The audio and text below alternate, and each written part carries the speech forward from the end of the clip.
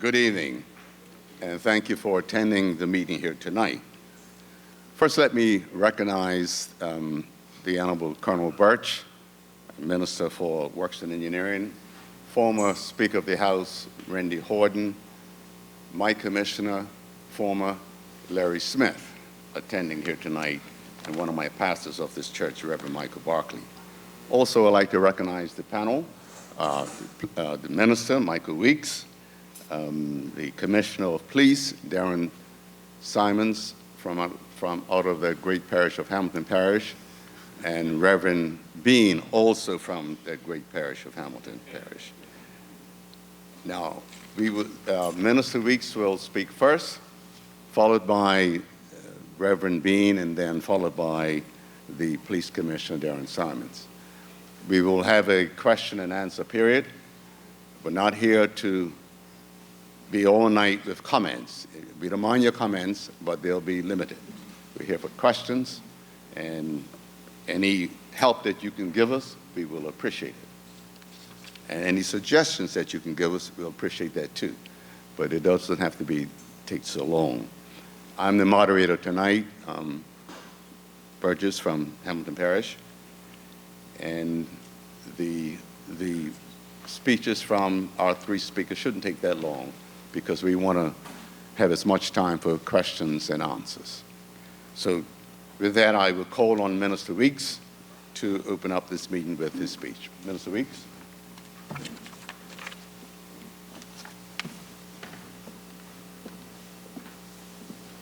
Good evening, everyone. I would like to thank you all for attending tonight.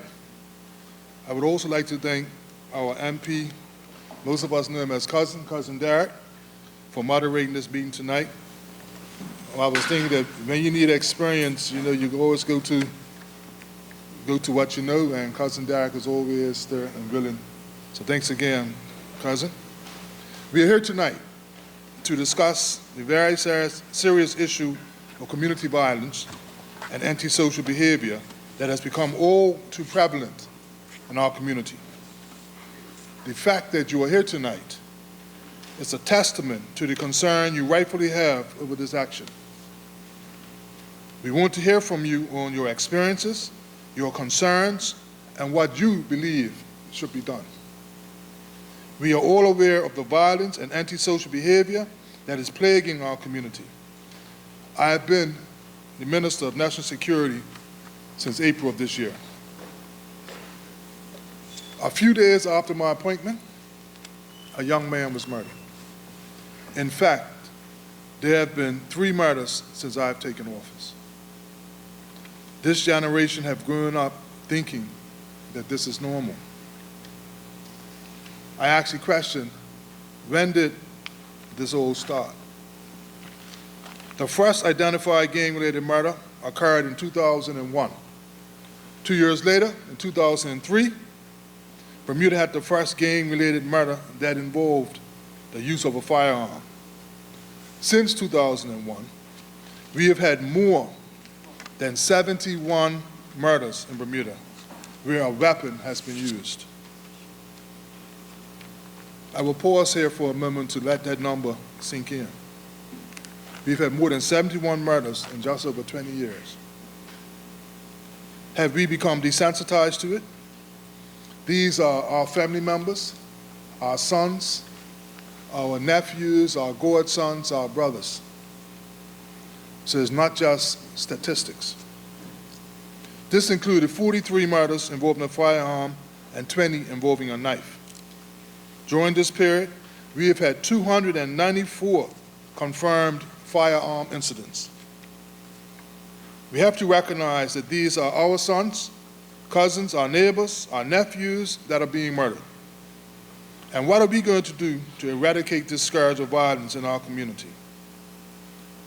In respect of gang membership, the Bermuda Police Service estimates that there are upwards of 200, some believe up to 1,000 persons actively involved with gangs in Bermuda.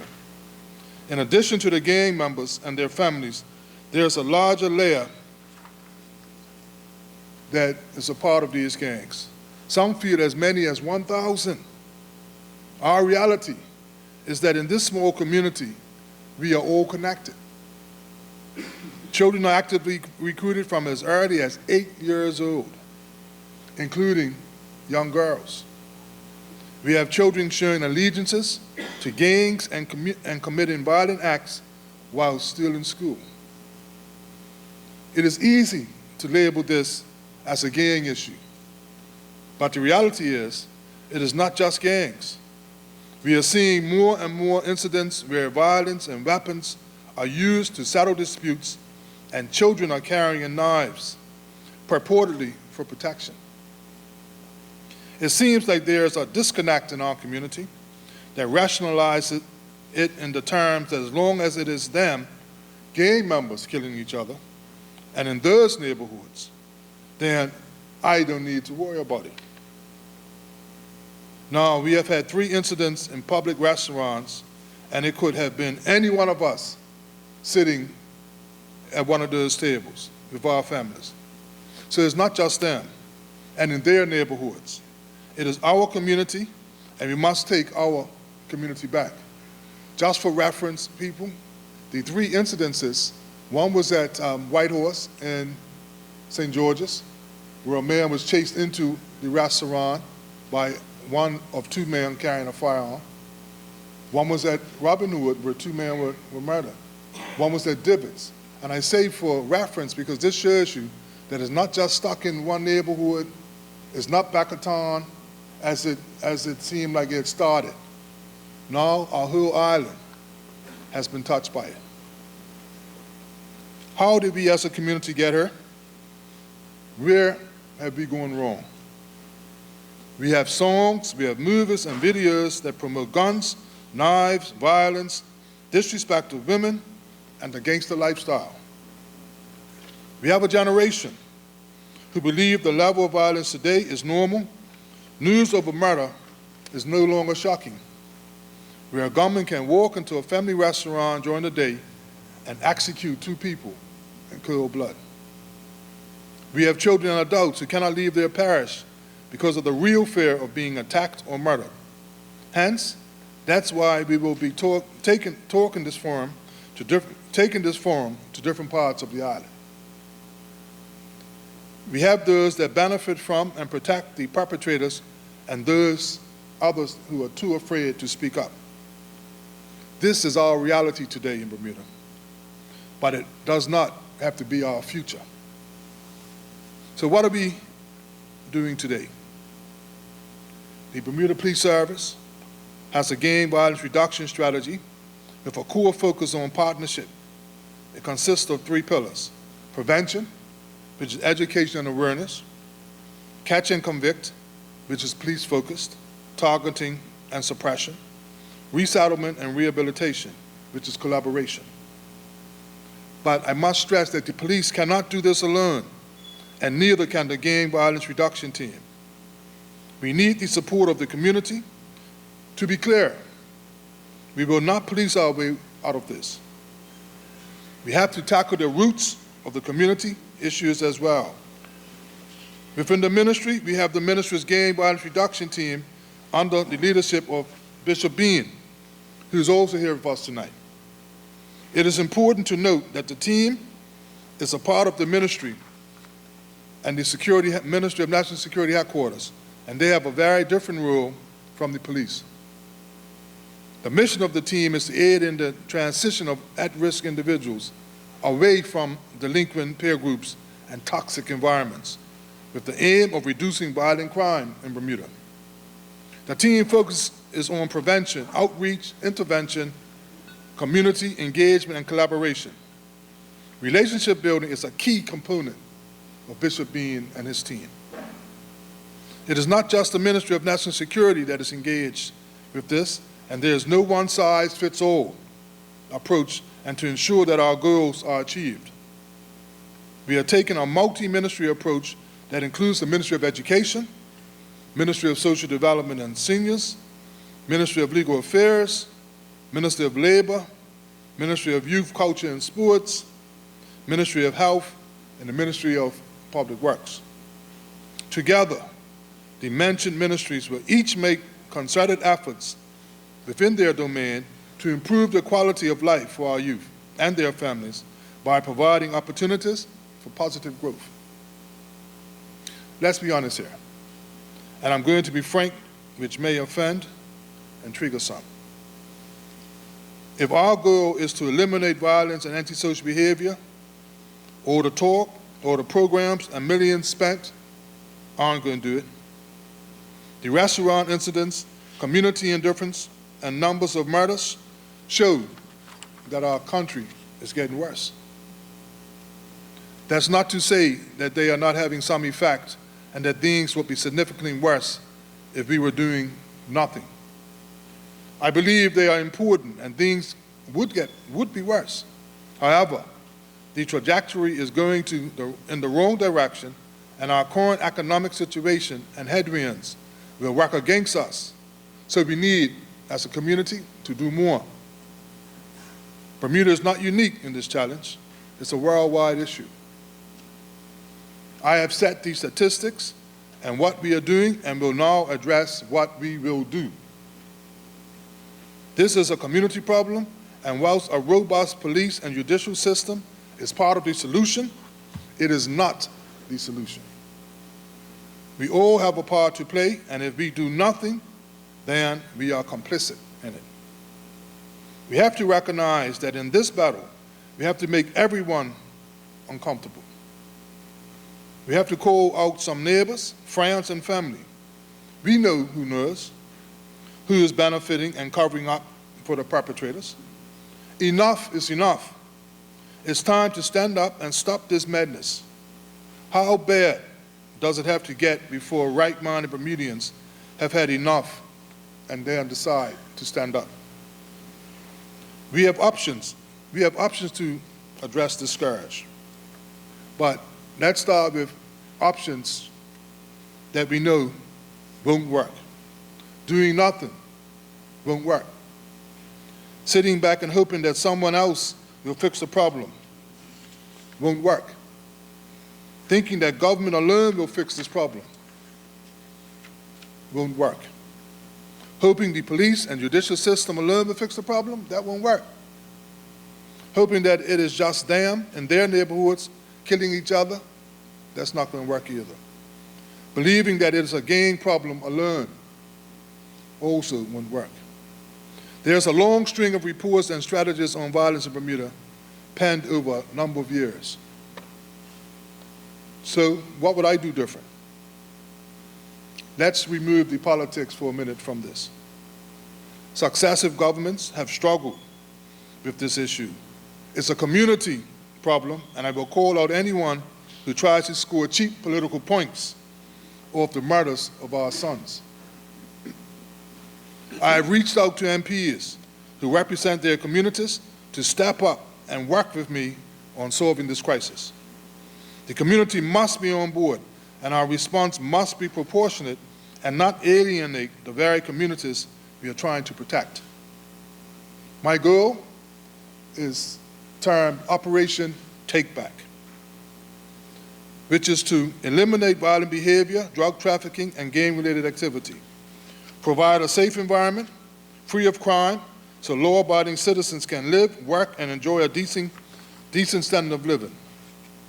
I've met with stakeholders, reviewed the reports, strategies, and views of those in the field. We clearly need to do something different, and the question is, how far do we want to go? We cannot allow the less than 1,000 gang members to hold the community hostage and continue their behavior. It has to stop. We have to provide viable options to those in the next generation who are vulnerable to following the path of a life of crime and antisocial behavior. We have to tackle the scourge of drugs and the effects they have on our community, and this includes alcohol. Our objective is to introduce a comprehensive, multi-agency national strategic plan to mitigate violence, drug trafficking, and drug-related activities, particularly in targeted high-crime neighborhoods. The ministry will take the lead in implementing the national strategic plan. The plan provides the blueprint for meeting our goals. We need to mobilize community residents in the targeted areas to assist law enforcement in identifying and removing violent offenders. This is my highest priority. I want the community to feel and be safe. I don't just want a strategy, I want results. I will close the borders to drugs and weapons. This will involve a multi-agency approach with the police, Coast Guard, and customs to ensure that there are sufficient resources, including dogs and officers, at all points of entry to our island.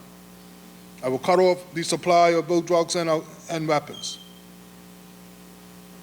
I will target the high crime neighborhoods where residents live in fear. This will be done one neighborhood at a time. I intend to turn the tables on what is happening in our communities. Get on top of this antisocial behavior in our neighborhoods.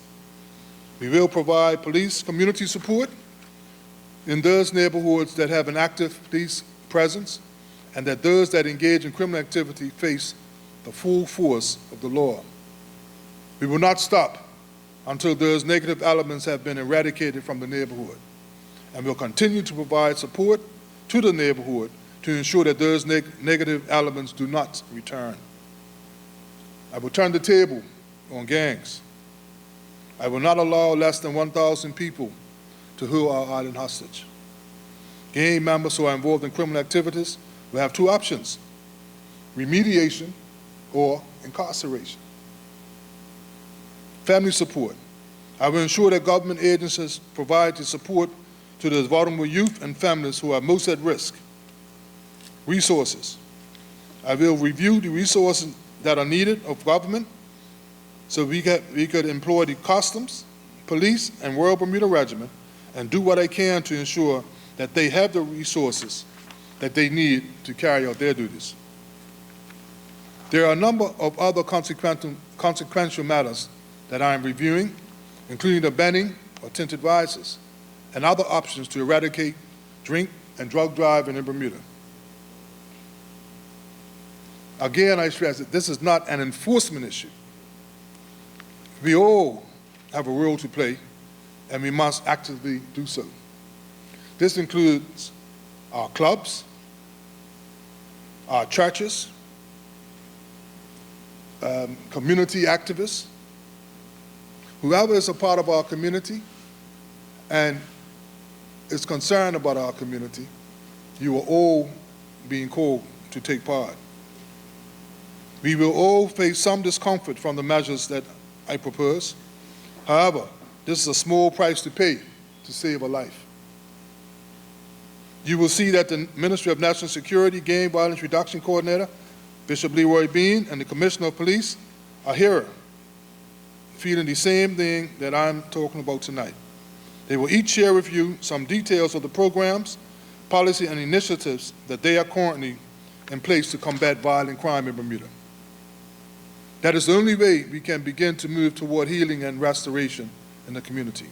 It is my hope that when this town hall meeting concludes tonight, we will all be convicted to act, as simply continuing to talk about the problem will not suffice. Thank you all for coming.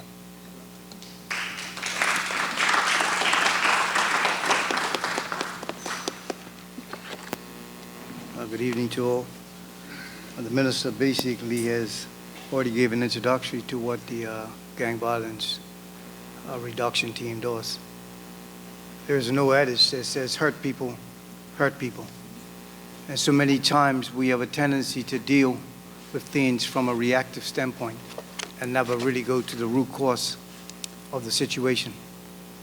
You know, one of the things that the gang violence reduction team does is, as he said, those relationships. And one of the reasons for that is so that we can attack, you know, the very root of the problem. You know, sometimes we have a tendency to turn a blind eye to the violence, but yet we turn a blind eye to the very colonial system that has set up certain stuff that nobody wants to touch. We have a tendency to turn blind eye to things that are very, what would I call it, deja vu, that's something that people just don't want to address. And the truth of the matter is, when we start to look at certain things, many of our black families have been placed at a disadvantage even before they started. One of the things that we actually address, you know, in actual the gang violence reduction team, one of them is dealing with understanding the epigenetic markers from our young black people. See, we believe that many of the incidents and everything that's happening comes from transgenerational trauma. And if transgenerational trauma is not addressed, then this thing will continue to repeat. You can lock up somebody today, and tomorrow someone else that wasn't even related will rise up because the transgenerational trauma exists, and it's real. You know, when we start to talk about epigenetic markers, what happens is that from family members, certain things take place, and it's actually passed on onto the next generation. And so it's important for us as a people to start to recognize this and to address these very factors that have been going unnoticed for a while. It was Dr. Vivian Rackroff. He actually was the one that came up with transgenerational trauma.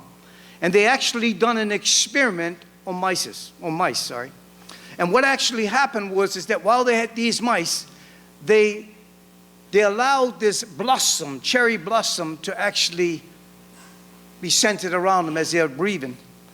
And then they took a shock, and they started to shock them right on the head.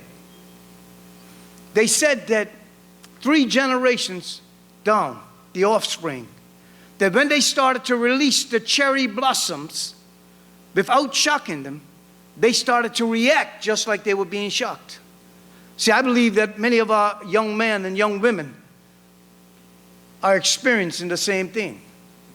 I believe that transgenerational trauma has been passed on, and as the minister said earlier, we can't arrest our way out of this. But we need to address the very root cause. Because if we don't, we can be sure that this thing will rise again. You know, I know many people talk about, you know, when they come to things like this here, well, what is the gang violence reduction team doing? You know, they want quantitative and, you know, data. You know, and the truth of the matter is we can produce that. But even before that, we need something that is qualitative. Because by telling the story so that we can understand exactly what connects to what, it's almost impossible to get the quantitative information that we want. So it's important for us to recognize that as a people, some of us are well-to-do. We're set. We don't even have to look in certain neighborhoods because we're okay. But the truth of the matter is, it's going to take you, people just like you, that can identify that's been there, but also have seen yourself come out, that took the journey and came out, that's going to have to take a young black man and a young black woman to let them know that, listen, this is the way. Our neighborhood, certain things that have been done is done by design. And we ignore it. Why is it that we build houses in certain areas and we put them up 6 feet, you know, 6 stories in the air, and then we cluster them, knowing full well that psychology proves that aggression comes from clustered areas, and then we want them to behave with peace? There are some things we need to address in Bermuda. And until we address it, this problem will continue to go on. I'm not going to go into everything today, because I don't believe it's enough time to sit here and go into it. But I have a passion about it. I've had about 5 or 6 people in my family shot. I've had a brother that not even a couple of weeks ago was chased with a firearm. Had to get him out of here in the last week. What am I saying to you? I'm saying, listen, until we change and break the trait of transgenerational trauma, it will continue. And how do we do that? We do that by, I want to use the therapeutic term because I've got some people in here that deal with it from therapy. The cognitive behavior therapy needs to be done. In other words, we need to change the thought pattern, because that's the only empirical evidence that is proven to show that we can break transgenerational trauma. Thank you.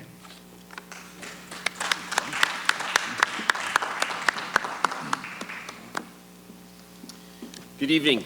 And I want to add my thanks to the minister's thanks for all of you that have come out tonight, because I think really your presence tonight really is an indication of your concern that you have for our community.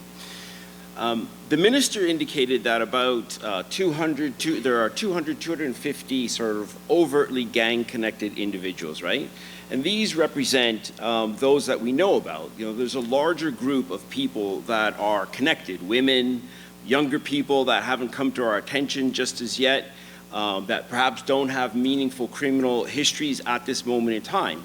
Certainly as we reflect on the past, the number of gang-connected persons has notably increased from when we started to use the word gang. We actually, in policing, I can't remember if any of you know, but we used to call them logs, loosely organized groups, and then over time we progressed to gangs, right?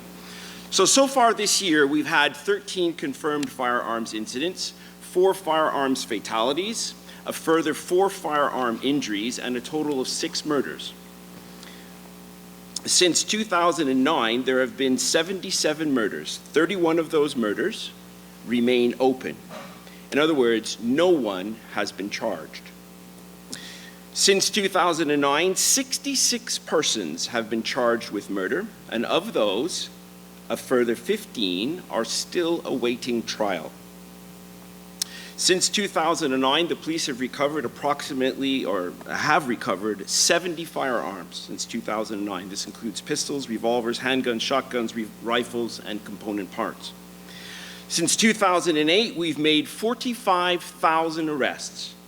We've done about 50,000 stop and searches, okay? Now, I share these sobering statistics to make 2 points. One, the Bermuda Police Service is out there doing it, all right? We can always do better.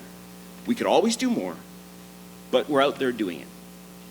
Now, the other point, in terms of a law enforcement perspective, the other point I want to make, which may not be readily apparent from the statistics, is that the people we were targeting, say in 2010, are not at all the same people we're dealing with today.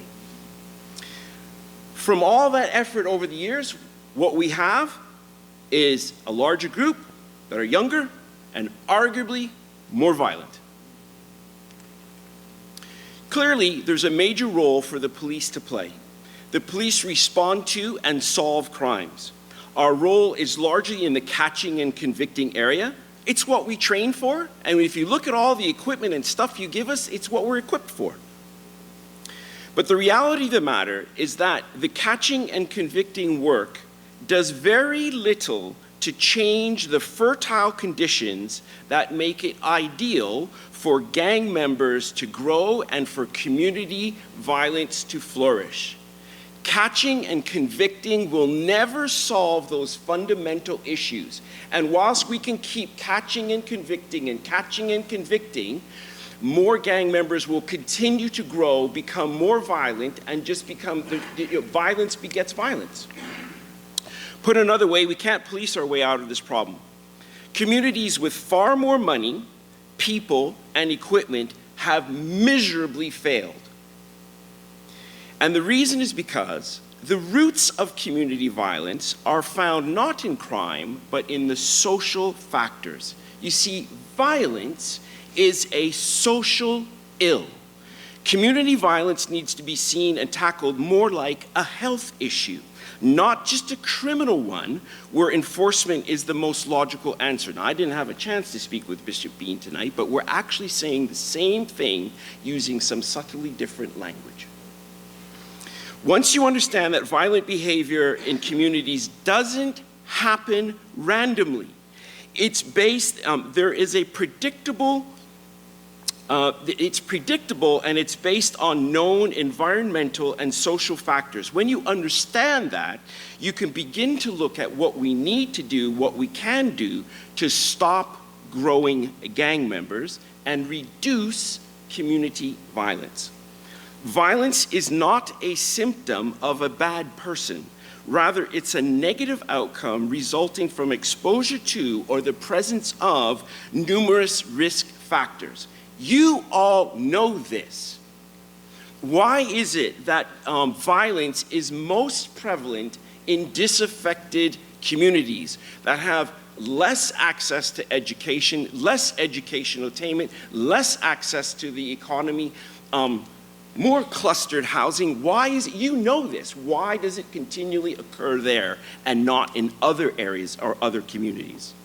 Yes, to be sure though, violence is a behavior that some people do. It's part of choices that people make. And there must absolutely be some type of enforcement and consequences. But we desperately need to focus on how people experience violence, the social and economic context or issues that predict whether they do, what happens as a result, and most importantly, what we can do to protect them and reduce the opportunities. A trauma-informed approach, and not just a crime-based approach to violence, focuses on prevention through addressing the known factors that increase or decrease the likelihood of violence. Things like economic stability, education attainment, healthcare access, healthy housing, healthy neighborhoods, and the general community context and social environment. Now, community members like yourself have a unique insight into the local issues and often have credibility to reach those that are at the highest risk and engage in the work of prevention. And because of this, in other jurisdictions, they've seen tremendous success through credible messengers or community health workers. Bishop Bean is an example of that. This also includes outreach workers, prevention professionals, hospital responders, and violence interrupters. People who go out into the community day in and day out and try to find out who's beefing with who and how we could possibly resolve that through more healthier ways other than violence. These credible community messengers can help young people and families navigate through different systems, resolve differences, and choose alternative paths, and also speak up for the need for more positive resources in the community. The issue of violent behavior is much broader and deeper than the current law enforcement debate suggests. If we want to reduce violence in our community, we must acknowledge that it is predictable and preventable. Violence is never random. Rather, it's like an epidemic, meaning that it spreads and it clusters through exposure. Violence begets violence, or violence begets trauma, trauma begets violence, and the cycle continues to spiral downward. As a community, we desperately need a deeper understanding of individual and communal behaviors, how they arise, and how to maintain them or prevent them, with public health harm reduction being at the center of the enforcement. Community efforts must also focus on the environmental factors such as employment, education, housing, safe spaces, equity, and social cohesion. It's critical that members of impacted communities are deeply involved in the development and implementation of solutions. Right? It's no good just doing things to people, right? The people who are most affected need to be involved in developing the things that help. They actually know the problem better than we do, so they need to be involved. Sadly, because we so often think of violence as the sole responsibility of law enforcement and the criminal justice system alone, it cripples us from looking at what are the well-known, predictable indicators of community violence and the work that's needed to address them. Violence is preventable, but we need to focus on the larger societal factors that perpetuate the violence. Now, in closing, I'm confident that we as a community have the resources to bring about big changes. But it will take energy, focus, and commitment. We didn't get here overnight, and we won't fix it overnight. A current, really relevant, I think, good example of some progress is One-Way Deepdale. So you remember that much earlier on this year, there was a number of shootings that happened at One-Way Deepdale. That community, with some leadership, with some help, came together and basically said, enough is enough. Now, I'm not saying that there's never going to be an incident down there, but if you go down there today, it looks radically different from when it did some time ago. You know, the place has been cleaned out. The people that were causing some challenges there have been displaced a bit, and the community just looks and feels much better. Now, policing have played a small part. We've supported them with our presence, and we've encouraged them, but the changes and the improvements are largely as a result of the community, and they should be very proud. I want to switch gears just in closing one little bit. Crime in Bermuda. There is no crime in Bermuda. I said there's 31 open murders, right? There is no crime in Bermuda that this community cannot solve. The best and most recent example I can give you of that, to make the point crystal clear, was the tragic death of Mr. Gordon. You will recall those recent events. The police attended that scene, his home, and we got there and we said, not sure what happened here. No suspicious circumstances found at the scene. We told you that.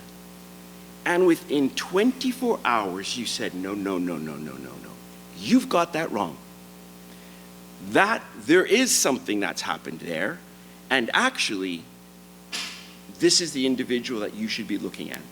And some 48 hours later, we now move from there is no apparent suspicious circumstances to somebody in custody. That is the power of community. And that is the ability of the community to solve every single crime. Thank you.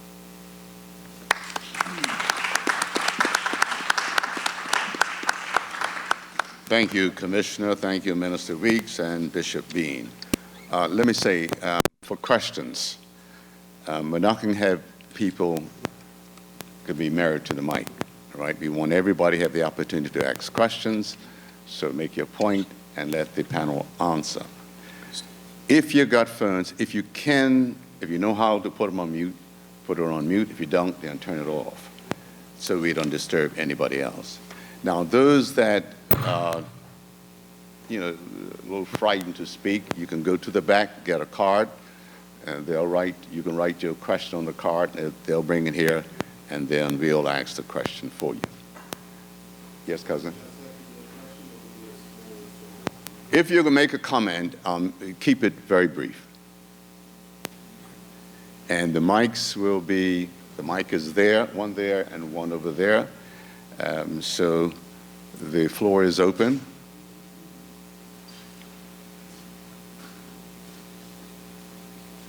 Brother Thompson, you're first.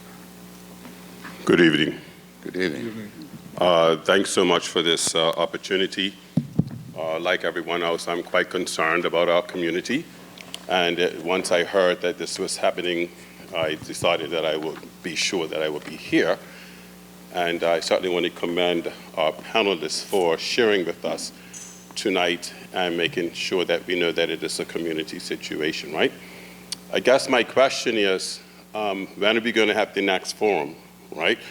Because we've heard lots of information, and I'm imagining that in order for this to really take traction, we're possibly going to have to form, committees, et cetera, and so on, to kind of differentiate what's going on. So I'm looking forward to that sense of leadership.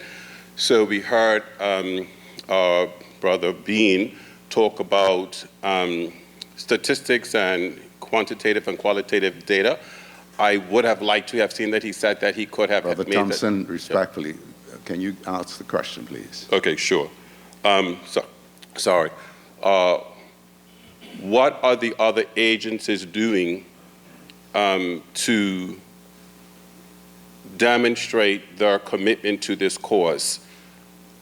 We did hear a plethora of other agencies that are engaging in it. I would like to know exactly what they are doing. And one example I would just put out there is education. we did note that it seems to be a connection between those who may not be on grade level and engaging in violence, and I would like to know exactly what that agency is doing to address that, and the other agencies as well. I would like to know exactly what they're doing. Thank you. Thank you, Brother Thompson. Let's take another question before you answer. Brother Simmons? You can take a question, because I don't have a question. Oh, okay. You may answer. Yeah. Good evening again, everyone. Reverend, that's a good question you asked, what other agents are doing. What the Ministry of National Security is in the process of doing. We are creating a national strategic plan. And we have been meeting with a lot of different stakeholders. And some of them I see in the audience tonight. So what this national strategic plan is going to do is the umbrella for a lot of the other agencies. Like the other ministries have input into this plan. And in the next 6 weeks, at the most, we will be rolling it out. But in the meantime, what we intend to do also is to have these kind of forums every couple of weeks, probably once a month. The first one we had in June, it was done at Bayless Bay Cricket Club. So now we're here. So we're trying to take the issue to the people, to the community. But in the meantime, we're going to put the plan together as a template that we could develop it as a team. So the other ministries are very much involved in the overall plan. Any further questions? Right. Oh, I'm sorry. Brother Dr. Hughes. Yes, good evening, everyone. I have a bit of a problem here this evening. I don't think that we are addressing the situation the way it should be. For instance, remember when we had community policing, and they were, those days when I was a child, they were all Bermudians. So if my son stole your son's bike, and so on, whatever happened, he could come and he deals with both of the families. Dr. Hughes, get to the question. Yeah, and wait a minute, wait a second. Dr. Hughes. No, I'm doing a historical thing here, and it's necessary. History is my best subject, and I need it. Please allow me to go on. And we solved a lot of problems with that.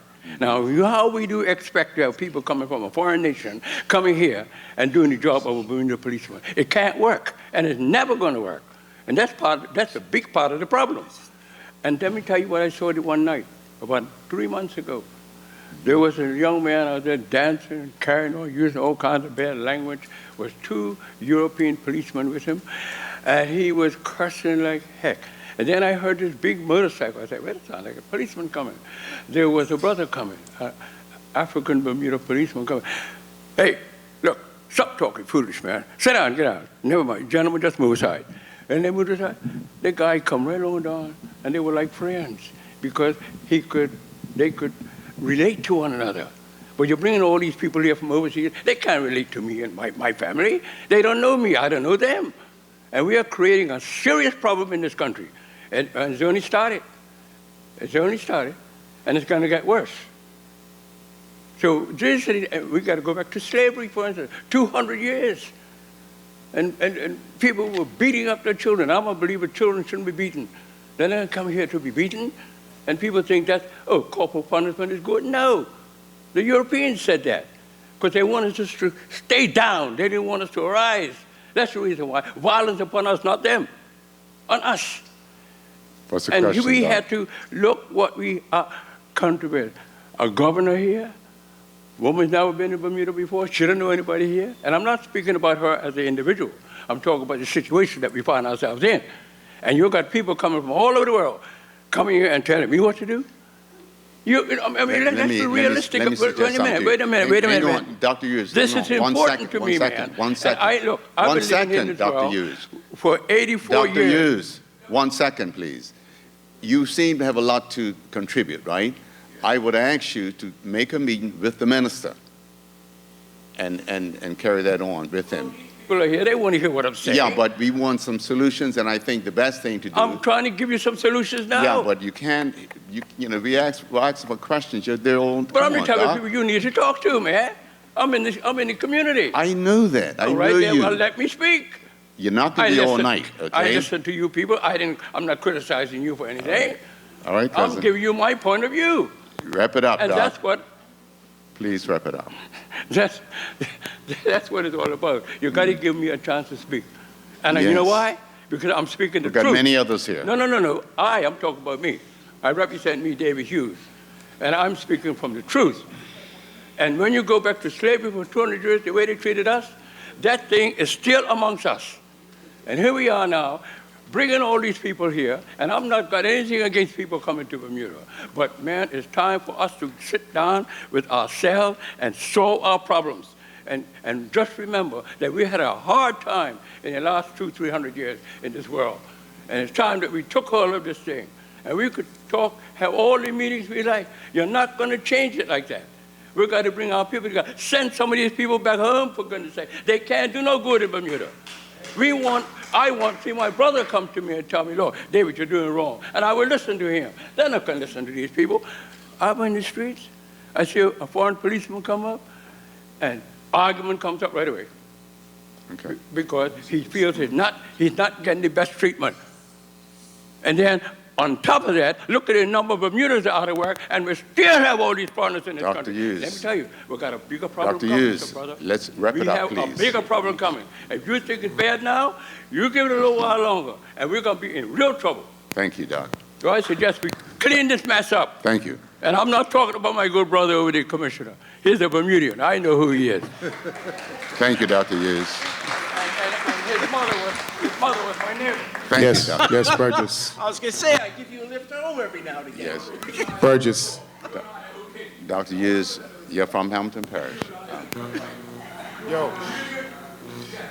Brother Simmons. Yeah, give thanks. That's why I said I didn't have a question. I had something to say. I guess everybody has something to say. I'm not going to be long. Okay. Yeah. I just like to go. A lot I agree with, things I didn't agree with, but that's natural, right? You know, the Genesis. Randy Horton, some years ago, as a cabinet minister dealing with national security, I had the privilege of speaking before cabinet on this very issue when it first started to rear its head. It's a great sit-in. But right after that, I was charged for the biggest conspiracy of drug importation and kind of like got taken out of the system. You know, I was cleared 3.5 years later. But as a result, it was lost attraction. To put it in perspective, when I first spoke to cabinet when Randy Horton was the national security minister, violence weren't an issue. In fact, I went to a politician, well-known one, and showed him what's coming. He's trying to tell me, like, what did you mean? I said, these youths are about to act up. And it's not until what happened on Wellington Oval that they started to take it serious. But even then, people were slow off the mark. So here we are now, years later, a lot of deaths. And the only thing I'm happy for is, like, it seems like people are really serious now. Are really doing their homework, because the commissioner of police, who weren't around then, not to any extent, not even weeks, and most certainly, right, so I'm saying, the person, not in the capacity that they are now. So they really have no direct responsibility in this. But I know, say that I was there, Randy. Brother Simmons, let's try to get to the point. I'm not trying to be disrespectful, right? No. No, I don't want to shut you up. No. But let's try to be fair. I guess you're going to have that problem all night. Yeah, I'm aware of that. Yeah, you're going to have that problem all night, right? See what I'm saying? And if we can't solve this, you can forget the youths. You can forget that. I'm going to tell you straight. So look, right? Politics, okay? All right? Thank you. Any further speakers? Ma'am? Good evening, everyone. Too close? Hello? Go ahead. I also have issue with the fact that you're putting time limits on this, but I have a couple of questions. One to Minister Weeks. Maybe you should have called this Black Lives Matter instead of coming out to discuss our young people's lives, because with the representation of your party and with the representation of this island, it goes to show you that we're not serious enough. To the commissioner, I read here, if you know something, say something. You're saying that you know who these people are, and you're supposed to have had people that were supposed to contact families. But to me personally, I've been doing this for 30 plus years. My son was attacked ever since he was 12 years old. And I have reached out to everybody, and Minister Burgess would be one of them who directed me all the way to Government House. That's how far I've been to seek help. I have drowned in my own tears because I have cried many a nights. And also, if you know something, I feel that if the police was able to come and reach out to the families that you know of, then maybe some of this could have been resolved. But you had a gentleman that was supposed to be reaching out to people, but he never reached out to me. And I have had articles printed in the newspapers. People here know me. I have 2 teachers that are here, and they can, I'm sure, say that they know me and know I did not come up in a violent type of family or situation. But I cried out for help, and I never got it. So all I'm saying is, let's be real about this. We're putting time limits on what we can say, but I could give you 30 plus years of what has happened to me and who I have reached out to, and no one has reached out to me. Let me say about time limits. I don't mind you getting up again. I want to give everybody the opportunity to speak, right? And once that happens, you can get back up again. No problem. There's no one up and you can't get back up, you know. It's not about that. And the other thing, let me remind Bermuda that the police, the government is not in charge of the police. The police come under Government House. We can make all the recommendations, ideas to the police commissioner. They don't have to do it. And this is no disrespect to the police. They do not come under the government. Sorry, Minister, could I just add a little bit of clarity to that? Go ahead. Because I think The budget comes under. I think a lot of people in the community don't really understand the relationship that the police have between Government House and the government. So I think it might be helpful very quickly to explain that. So the governor hires and fires the commissioner and the deputy commissioner. And the governor can give certain administrative directions to the commissioner of police. The government has 7 delegated responsibilities from the governor. That include things like finance, training, equipment, community relations, uniform, establishment. I'm missing one. It is the Commissioner of Police under Section 3 of the Police Act that has operational control of the police. There is no one, including the governor, that can order the police to do a particular operation. So I just want to make that clear. Operational independence of the Office of Commissioner of Police and policing in most modern societies is pretty sacrosanct, even in other jurisdictions that don't have a governor. The political machine cannot tell police how to police. Obviously, we work together, right? There's a symbiotic relationship there.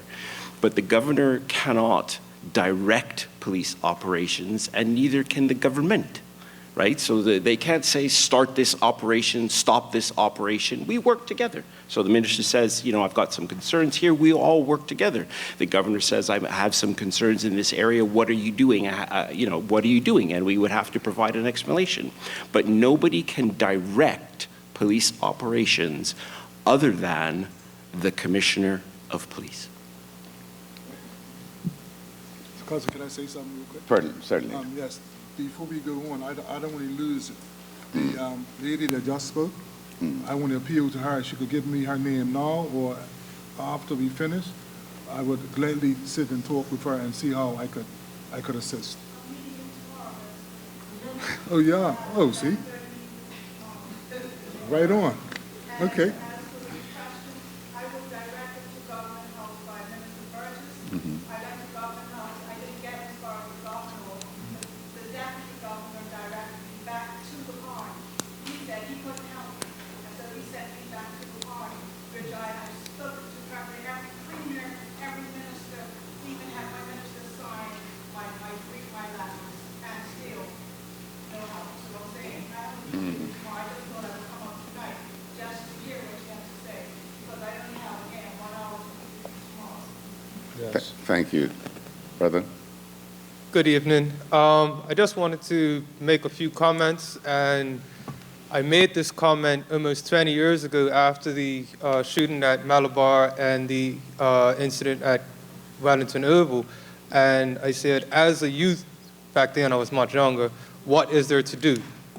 And I said that because when I was in high school, I was in the cadet program, I was the scrum half on the rugby team, I was a bit of a superstar, but the moment I left high school, all of that disappeared.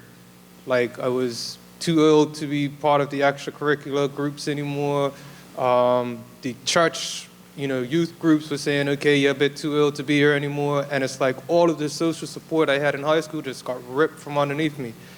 And then, I struggled individually, socially, and economically, and basically became a target to be recruited by gangs.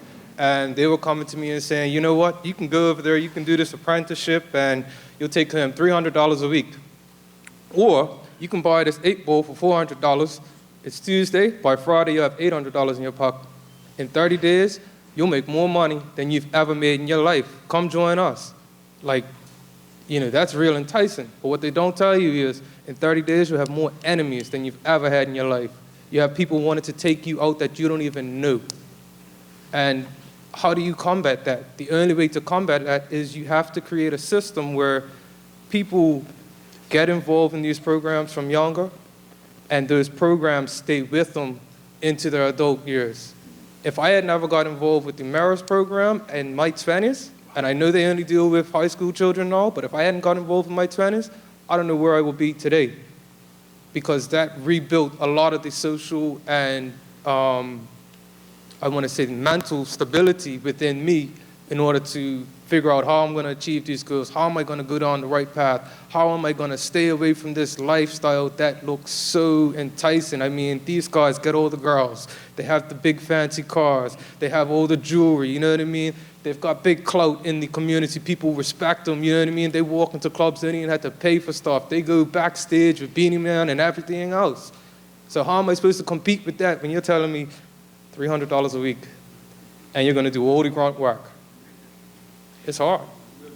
Yep. Thank you, brother. Right. I think, thank you very much for that, for sharing that. And certainly I do appreciate that the criminal lifestyle can be attractive as opposed to working hard. There's no reality, but there's no confusing that. For many people, though, if they had a choice between productive members of the society and people who have ill-gotten gains, many of us choose the productive route. And when I talk about looking at some of the fundamental issues that perpetuate community violence and gang violence, certainly economic factors are some factors that we need to look into them, but there is going to be no substitute for hard work. And many of us really do feel good about making a positive contribution to society, even in circumstances where you could maybe have more money by having a criminal lifestyle, but we still choose to be on the right side of the law. We just need to make those choices more attractive and appeal to that intrinsic sense of doing what's right and being contributing members of society. Plus, whilst it does look attractive, nobody wants to spend their days looking over their shoulder. You might have bags of money in your pocket, but when you are scared about where you can spend it or whether somebody's going to come to target you, that pressure is something that most people don't appreciate. Ma'am? Good evening, everyone. Good This is evening. my second town hall meeting. The last one was at Bailey's Bay Cricket Club, and I heard Minister Weeks and Pastor Bean speak. And the reason why I came out tonight, because I wanted to deliberately pick up on a connectedness of the direction of our country. There are 2 points I want to make. There was a mention of clustered areas that sometimes, or many times, currently lead to aggression. I am a product of a clustered area. I grew up at the top of Court Street, called Tills Hill, where you currently see that massive deep yellow complex. Our home was next door. Mommy and Daddy and my 2 brothers and I lived there. Yes, there was violence in the neighborhood. I remember sometimes the police would come and they would fire tear gas into a certain person's house. But most of the people who lived in that area at that time remained connected. If my parents needed to go out, Aunt Rose Jones next door would look at us. There was that connected element. And Commissioner, I heard you speak of the area called Deepdale. Yeah, one way to Where the neighborhood is slowly coming together. I did get a video of that, and I shared it with many, many Bermudians. I was so proud to know that. If that can happen there, it can definitely happen throughout our country. The other piece is, that I want to just speak on is education, and I know you're a principal of a school. I'm still going to say what I have to say. I put in 33 years in that public school system. I am displeased with the way our education system is going. Chop change, chop change. I put in 9 years at Elliott Primary as a P7 and P5 teacher. One of my students was buried last week, Jaquito Burchell. The Hills program was in place. A teacher was responsible for the Right to Read program, so much so that some of the children who were writing phonetically, by the time they got to my class in P7, they were still writing phonetically. The current Minister for Education is my P5 student from Elliott, Diallo Rebane. I've talked to him about the change. I don't like what's going to happen concerning signature schools. I still have a lot of educator friends in the public school system right now. They are stressed out of their head. They're so happy that they have a moment to breathe and to enjoy our country and the naturalness of our island. Stop changing the public school system. Many of our children fail in it. If the signature schools, that's the direction that this government is headed toward.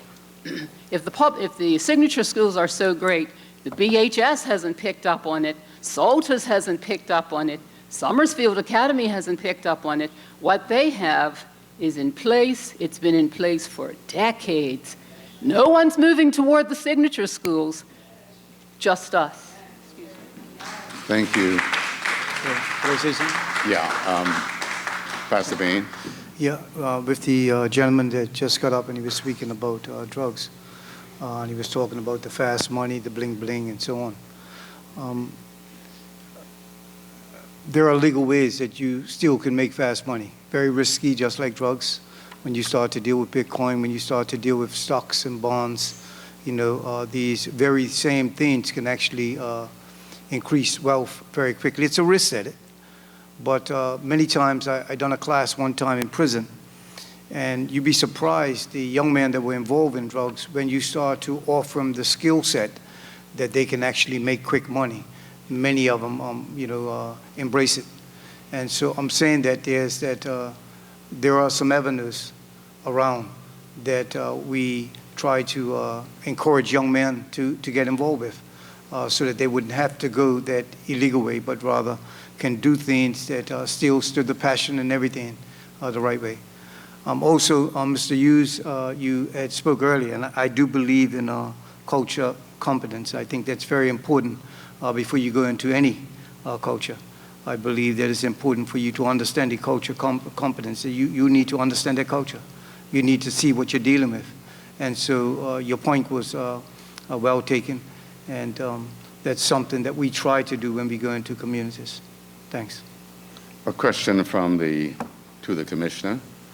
Mr. Commissioner, you just said no one directs the police. Who directed the investigation into Dr. Brown's investigation? Who made the investigation go away concerning that? I don't know what's this out. Right. What's this? I can't make out the other. Okay. So let me just turn my attention to that, because tonight's meeting really is about community violence. So I don't quite know how we got in that space, but my answer still remains the same. So police are responsible wholly and solely for investigations in this community.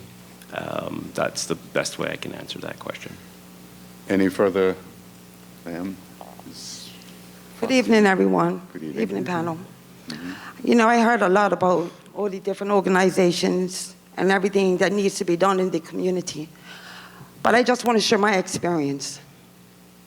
What's working for me, I'm just going to piggyback off of what Pastor Bean said about transgenerational trauma. See, I was brought up in a community that I didn't even realize was as toxic as it was. My community, drinking in the house, smoking was normal. I'm just going to keep it real. That was normal for me. Okay? I didn't know no different. I thought everybody's household had an alcoholic father. I thought everybody's household was okay to drink and smoke. Cool. In terms, I ended up with 3 boys, bringing them up in a toxic environment, not even realizing the damage that I was doing to my sons. So I'm going to keep this on me. Okay? So I thought that it's normal. I had no idea the damage I was doing to my children. I knew the damage I was doing to myself because I'm a recovering alcoholic addict. So I was riddled with drugs for many years. So I thought I was just hurting me, not realizing the damage I was doing to my sons. I said all that to say that when my first son was murdered, it was not about no community, it wasn't about no organization, it was about me. Yes. It was time for me to look at me and my part I played in everything. So I didn't reach out, so I had to get help from my transgenerational trauma that I thought was okay to be. Until I found out, through counseling, how toxic I was and what part I played in not changing or building a healthy environment for my children. Yes. So whereas at times I thought I was doing the right thing, I was doing the wrong thing. So I played a very important part in the way my boys turned out today. With that said, with work done on myself and the grace of God, my mindset is completely different. I no longer tolerate what I used to. I no longer accept things that I thought was okay, when I know today it's not okay, when it comes to me and my household. I'm saying this to say it has to start from us. And I'm not talking about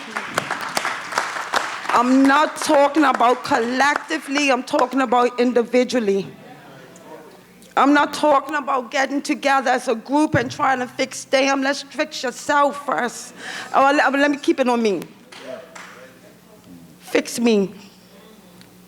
That's the only way I can see what is happening in this island clearly if I look at me first. Because if I'm healthy, then I see healthy things. But if I'm toxic, I'm not going to see the healthiness in it. So I'm not going to see the reason for it. I'm not going to see why. I'm not going to know why. I don't see it because I'm unhealthy. So as long as I'm unhealthy, I don't even see that.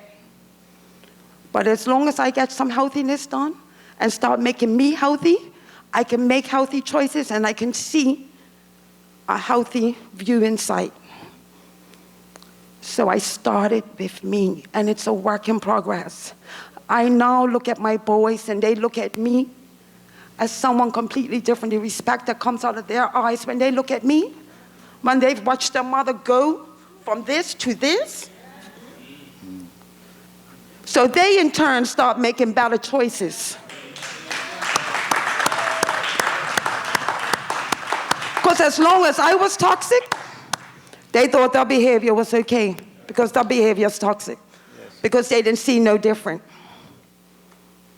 So once they saw some healthiness in the family, in their household, they wanted some of that. And today I can say that they are receiving it.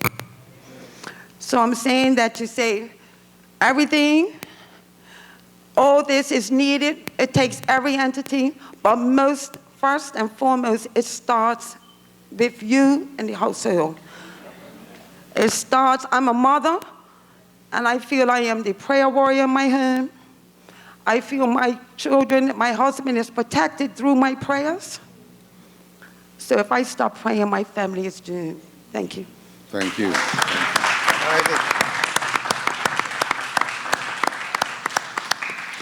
Good evening. Good evening, panel. Minister Weeks, Pastor Bean, Commissioner. First of all, I want to commend the young lady just now, because actually she preceded what I was going to say, because we talked about transgenerational trauma, and it's real. It's real in Bermuda, and I'm coming to you tonight from an educational standpoint, because I'm a behavior therapist in the educational system. So I thought it was important for me to come here to, I'm going to say a few things. Not too many people may have questions tonight, but I'm going to say a few things because it's very important. Two people, Mr. Simmons over there and another gentleman, said that they had meetings years ago, 20-something years ago. So I just wanted to make it real to everybody that's in here to let you know that what's happening now, it doesn't just take us as a people individually, but before it used to take a village. We don't have a village anymore. So when we talk about transgenerational trauma, let me paint the picture. In 1999, or when Cedar Bridge opened, the first week, 100 boys got kicked out of school. 100 boys. So I go to the office and say, well, where do you think these boys are going? I talk to Miss Butterfield every week. I talk to Adult Ed every week. The fool, where these boys are going? Let's be real. They're going on the street. So if they're going on the street, no, I was out of the system. I was in the system for 10 years. I ran out. I came back here 4 years ago. I'm back 4 years now. So I'm back in the system, and it's worse now. So that's why I came to talk, because I've been in the system. I'm in the system. A lot of people read about in the paper or might hear things on the street.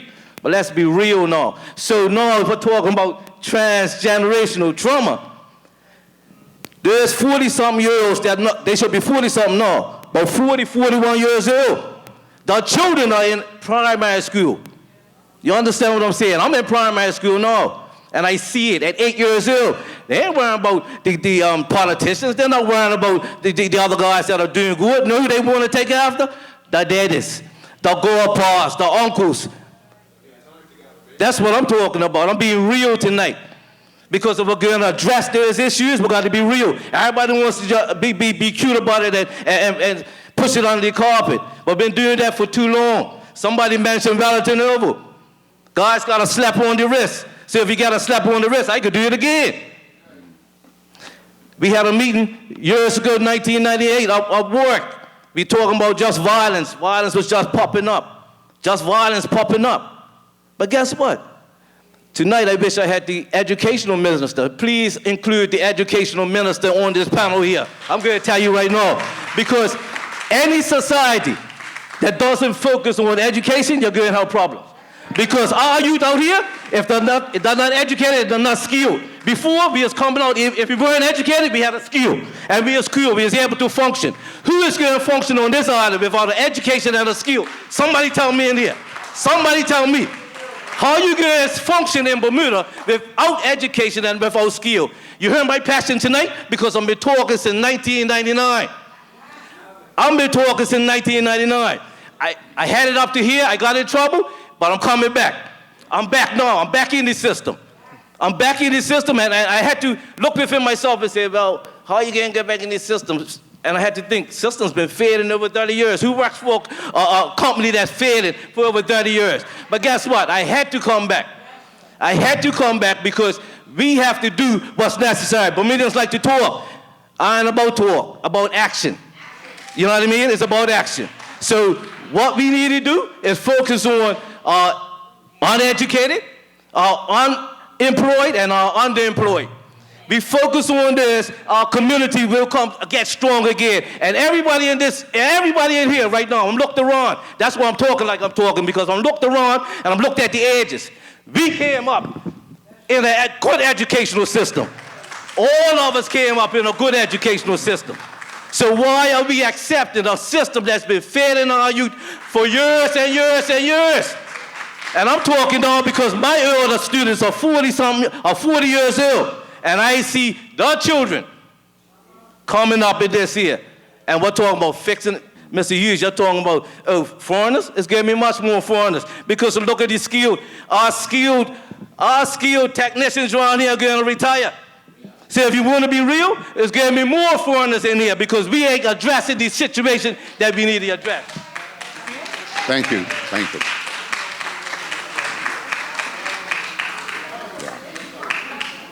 Let me let Deal.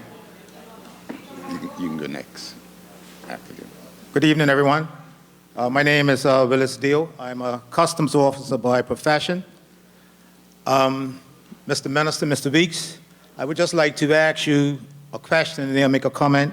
And my question is there any communication between your ministry and the education ministry in terms of what takes place in the schools? The reason I ask you that is because 4 years ago I was sent abroad to learn the GREAT program, which is the Gang Resistance Education and Training. This program is a program that's taught to the P6 primary schools, and also it's supposed to be taught to the M1s in the middle schools. However, because of COVID, we've lost, I'm going to say 3 years of teaching. So which means to say that for anyone that we may have even had a chance at, we have now lost. And I would like to ask you, Mr. Minister, whether or not it is your ministry's intention to continue this program come this September. This past year, I taught just one primary school. One primary school. And it's the program that should be in every primary school and every middle school, then I would like to see us go back to that. Thank you. Thank you, Brother Deal. Oh. Let me answer it. Yeah. Good, ma'am.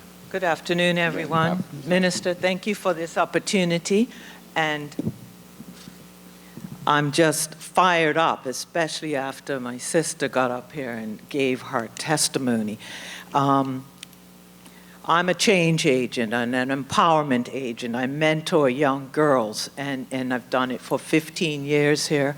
And it gives me great pleasure to expand my charity's ministry. My charity is Phenomenal People, and we seek to do good things in the community to build up our people, especially our youth.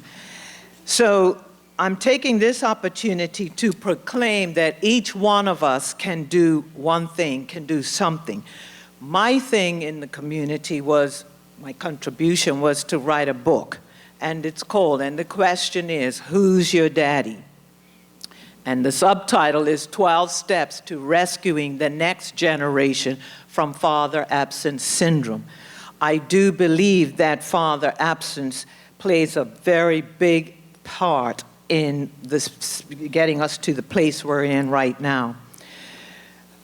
Gotta take these off.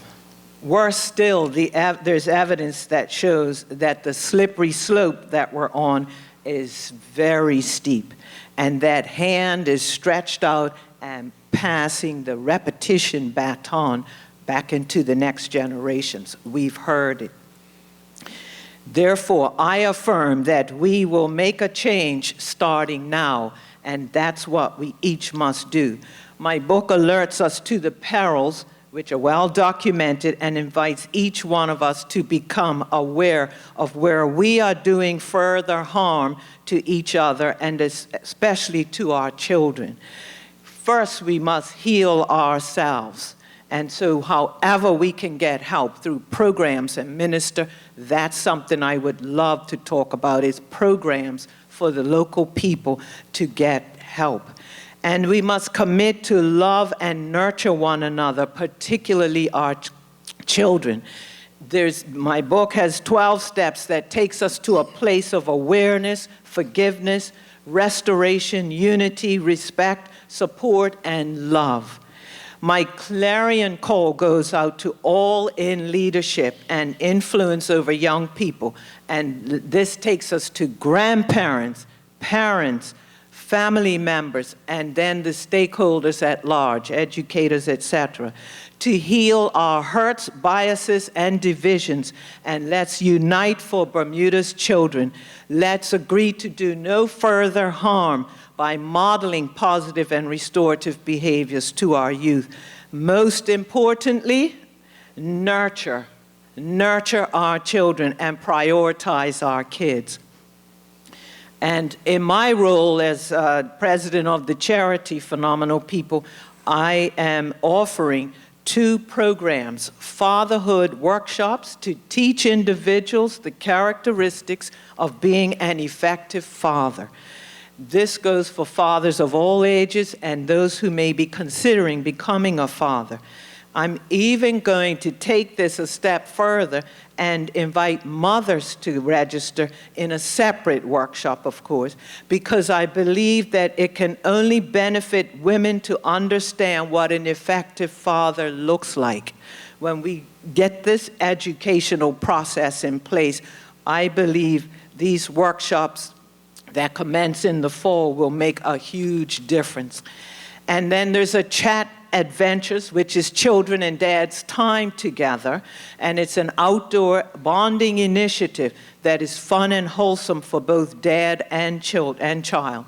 These 2 programs are offered through generous donors to my charity, and so I want to get something out there that is real, that can help us. I am committed to use my skills, tools, and the platform I have to help my beloved island of Bermuda.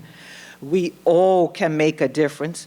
Let's fill the registration slots up for these 2 programs to capacity, and I guarantee that over time we'll see changed people and a changed community. My website is phenomenalpeoplebda.com. The books are available at Brown & Co., and I have a few here for afterwards. But again, Minister, I want to thank you for this opportunity to share and to help my people. Thank you. Thank you. Ma'am. Good evening, everyone. Good evening. I came here this evening. Many of you may recognize me, Shawnette Sumner. I've done more forums and meetings and radio talk shows and everything you can shake a stick at. This bothers me. I am one of many Bermudians who are now feeling a sense of hopelessness on this island. I feel that I have done a lot to help with the solutions, etc. I'll tell you about that in a few seconds. However, I'm feeling a sense of hopelessness because there's a lot of talk and very little action. Like Brother Joe, I spent 20 years in public education, and I was complaining about some things and being called cynical. Everything that I and my colleagues were complaining about, we now see in full force. I then spent some time operating my own school, but I've spent the last 10 years in our correctional facilities as the education officer. And to hear their stories, thank you, Nikki, for what you shared. You're one who managed to find a way. But what about those that have not? And we have a lot. When I sit down and listen to the young men's stories, as Jill spoke of, kicked out, usually around S1 or S2. Where are we kicking them out to? Our schools are not working. And people who know me know that I will often say what other people think, and they're too afraid to say. They're not working. So we need to find a solution to fix that, because they're not working. What's going on in our prisons is not working. I can sit here and tell you all right now that if we want to fix these problems, we need to think about what Nikki just said.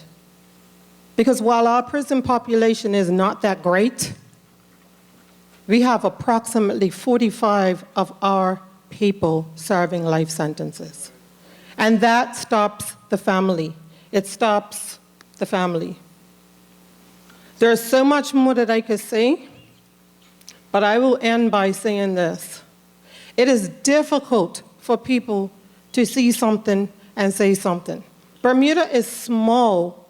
The confidentiality, I mean, within seconds, WhatsApp is giving us information.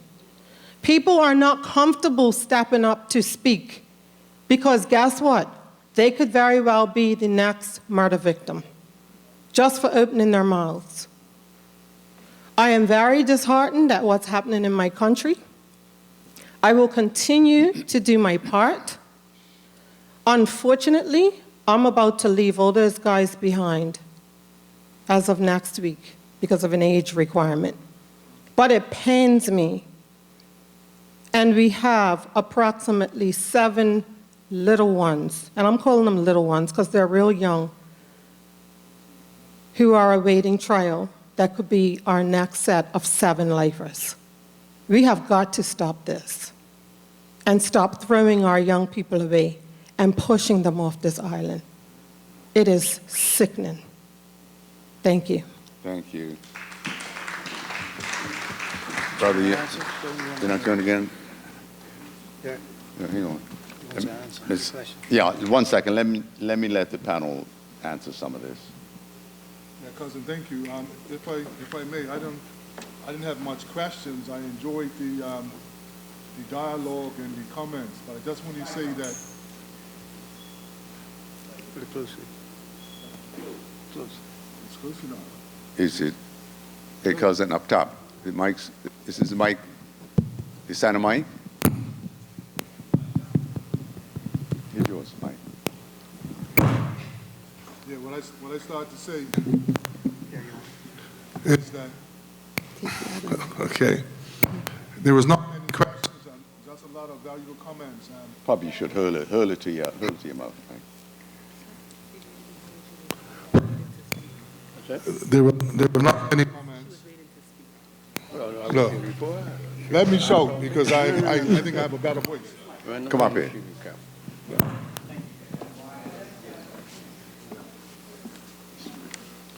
Yeah, okay. Sounds better? Okay, what I was saying was that She wasn't there. there was not many questions, but it's a lot of good comments, and this is what we came here for. I'd like to start with Ms. Furbert Fox. Her testimony was heart-rendering because that's exactly where we need to go. We have to start off by looking in the mirror and knowing where we fit in this spectrum that we're trying to take back our country. Not everybody is at either one end or the other end of the spectrum. But look in the mirror and find out where you fit. To Mr. Joe, as an education therapist, that is where we need to have people on the spectrum, man, because we cannot fix this without taking a hard look at education. Education is a must, and we have to be real for ourselves as a government, as a country. We have to be real for ourselves, and we have to answer that question that when our young man nowadays get kicked out of school, where do they go? In our generation, there was always a place to go to learn a skill, to get a job. Some guys used to say, and everybody knows that who's a certain age, that when we were in our teens and 20s, if you got expelled from school or even fired from a job, before you got home that day, you had a job. All you had to do was go on the next job site or walk into a shop, but those days are gone. Now, I'm trying to go by memory. other person, I'm the lady right here, Margaret. Yes, and Margaret, I'm glad that you told everybody about your website and your book. It sounds interesting. Everybody has a role to play in. That's your contribution, because we can't fix the guys without fixing the girls, you know? And they go hand in hand. You know, it's like trying to fix something and send it back home into the mess. So thank you for your contribution. To Mr. Deal, before I take my seat. Willis, you too. Well, to Mr. Deal, before I take my seat, he asked about the GREAT program. Well, actually, our ministry is working closely with the Ministry of Education, and Bishop Beans can talk more about the GREAT program and how his team are working closely with education and in our schools to help do their part. Mr. Deal, what happened, as you would know, basically was put on hold because of COVID. And so in actual fact, the books are being ordered right now from one of our team members, where they're supposed to actually start in the school in September, God willing, providing the situation with COVID. So it's definitely on the books. We are in the schools daily, from primary to middle to high. We're in the schools. One of the recruiting grounds is the schools. And so building a relationship with the students, the parents, it gives us an avenue to direct them into the right pathway. So we do that there quite regularly. Ms. Spence? Good evening, everyone. I just wanted to really speak more about what is being done, because a lot of times we say nothing's being done, nothing's being done, nothing's being done. I beg to differ. I, along with my team, have been doing the work that we do for just over a decade. My first experience was with Shonda Jones, which I think might have been one of the earlier cases. Prior to that, I really didn't understand the depths of what families go through when someone is shot and murdered. But 12 years next month will make it a year when my son-in-law was shot and murdered. And a year to that date, my great-nephew was shot and murdered. So I don't just stand here tonight talking about this. We have lived it and we have relived it. My honest thought tonight is they need to know what's being done. There's a lot being done in this country. Nikki, with all of her pain, all of her frustration, all of her hurt, started a group called Mom Bermuda for mothers to get together, to talk, to cry. They continue to meet weekly in the midst of their pain. Family Learning Center, been around for years. They have our babies. They work with our families. Big brothers and sisters, Patrina and her team, they are mentoring those children. And the list goes on and on. So tonight, I want to talk about what is being done. Yes, we can do better. We can do more. But Lord forbid if these organizations close their doors tomorrow. Lord, help us if we don't have these organizations still available to our community. And all volunteer. All volunteer. So tonight, I just wanted to let you know that there is a lot being done. The police department, we've worked with them through this whole process. We've given them information. They've implemented some of our ideas. Both governments, UBP, OBA, PLP. We've seen change. We've seen children put down guns and go to Bermuda College. We've seen mothers fight to save their children in spite of what has happened to them. And somebody needs to tell those stories, because we can become so overcome with all the negativity, with all that we see in front, but there's a whole army in this country that shows up every week. There's a whole army in this country that gives money. They're called donors. They're called sponsors. They're called people that are providing what we need to keep our programs going. Pastor Bean, Bishop Bean and his team, very limited resources at times, but they show up.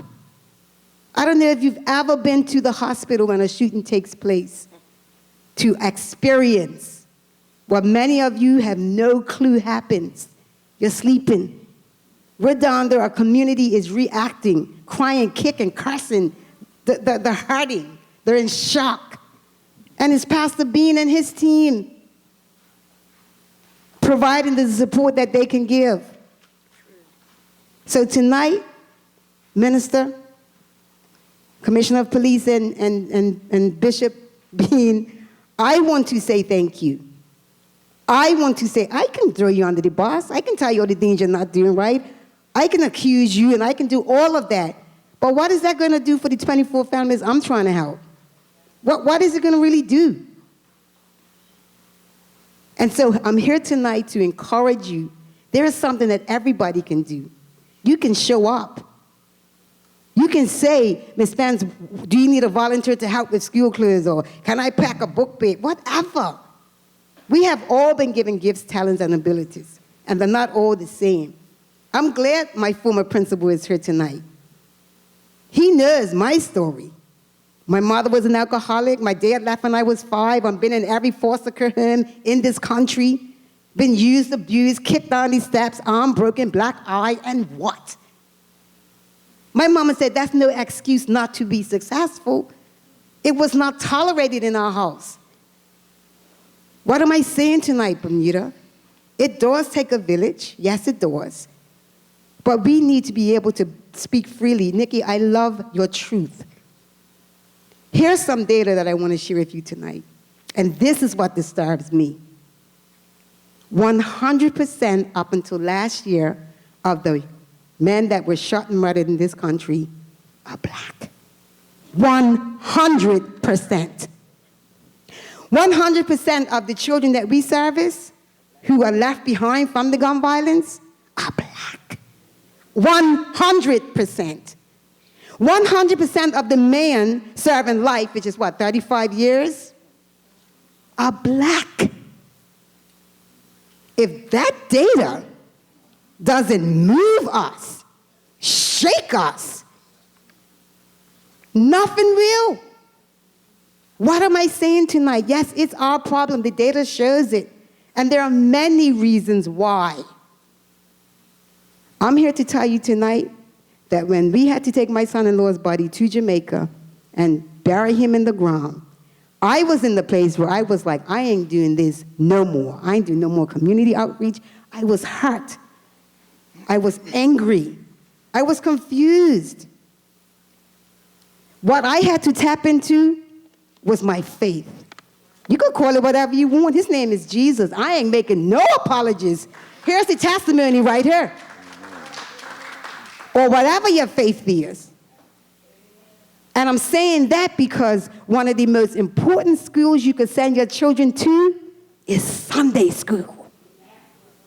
That's where you get your foundation. That's where they learn how to pray. So when somebody's trying to sell them drugs or pull them into some negative experience, they've got something to grab onto. So tonight, I'm here to tell you that there are people that are doing a lot of things, and our services are for free.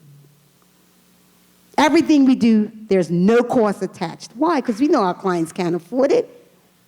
Our mothers and families can't afford grief counseling. What, $75 an hour? Are you kidding me? So we have to raise the funds so they could get the help and support that they need. I'm saying tonight, Bermuda, I have been to these meetings from the beginning. I keep showing up. That's what you can do. There's a lot of organizations around here that need your help. There are things that we can do. Just call them up and figure out what's going on. Right now, we are servicing 24 families. Some of these children were actually in the mother's womb and the fathers got shot, so they never even saw their faces.